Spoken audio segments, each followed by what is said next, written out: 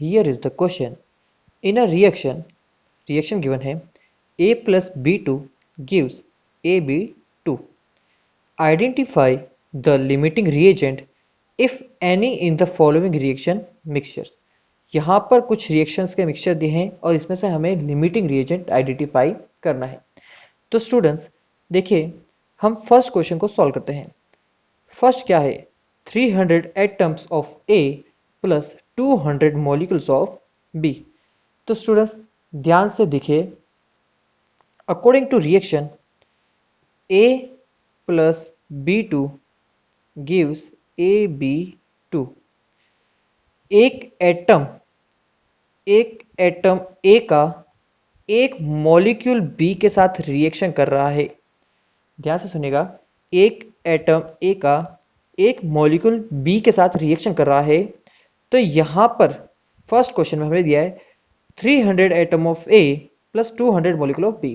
तो स्टूडेंट्स एक एटम अगर एक मॉलिक्यूल से रिएक्ट करता है तो 300 एटम के लिए मॉलिक्यूल भी कितने चाहिए, 300।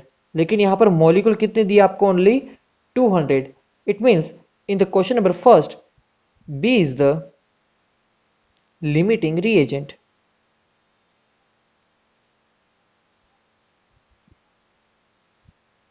स्टूडेंट्स वापस सुनिए, जैसे कि एक एटम यहां पर दिख रहा है, एक एटम एक मॉलिक्यूल से रिएक्ट कर रहा है।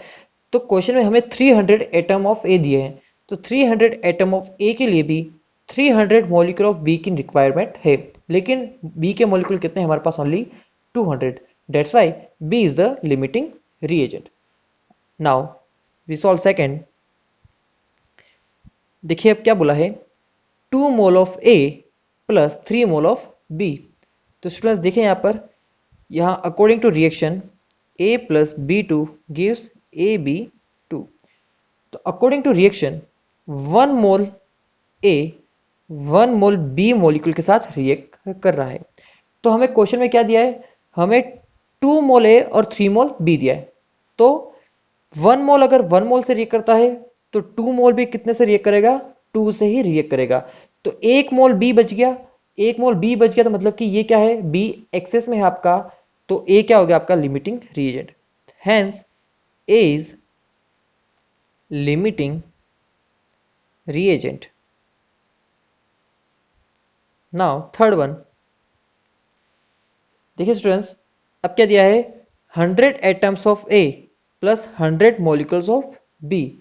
तो यहां पर हमें दिख रहा है रिएक्शन में, देखिए एक एटम एक मॉलिक्यूल से रिएक्ट कर रहा है, तो इट मींस 100 एटम भी 100 मॉलिक्यूल से रिएक्ट करेंगे। तो in the third one here is the no limiting reagent, no limiting reagent.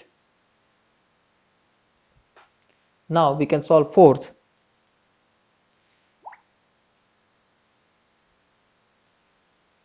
Five mole A plus 2.5 mole of B।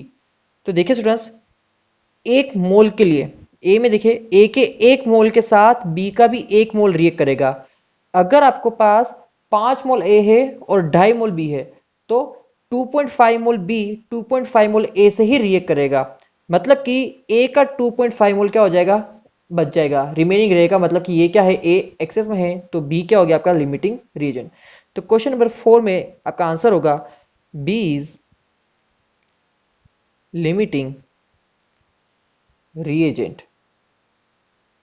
Then fifth one, देखिए स्टूडेंट्स इस बार क्या दिया है फिफ्थ में, 2.5 mole A plus 5 mole B।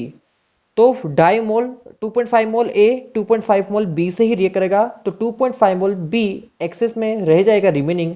तो A क्या है इस बार, लिमिटिंग रिएजेंट। तो आपका आंसर क्या हो जाएगा, A is limiting reagent. Here is your answer.